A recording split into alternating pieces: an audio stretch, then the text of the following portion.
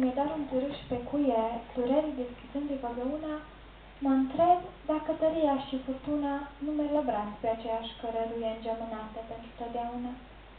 Resimt cu lacrimi chiar și adiere, căci am în suflet geamurile sparte și viața-mi pare tobogan spre moarte, văd albul negru și nectarul fiere și-mi sucombă visele deșarte. Mă cațăr superflu pe balanță, dar nulitatea mea ca o tumoare mă sfâșie cu ghearele, mă doare și simțământul maladiv de zreanță vine din germenul îngrijorare. Și când mă pierd fărâmă cu fărâmă în disperare, ca într-o genune, și simt că în jurul totul se dărâmă, îmi vine Salvator ca o parâmă, îndemnul din cuvânt la rugăciune.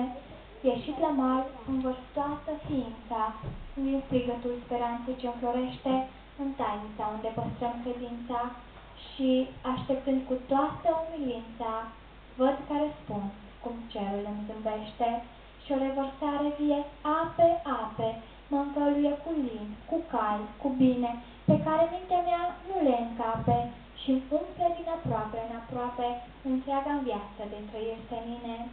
Mersul târâș mi-a devenit plutire, un zbor pe ale grijilor morminte și pentru pacea dincolo de fire ce-mi umple gânduri, inimă, simțire, îți mulțumesc cu dragoste, Părinte. Amin.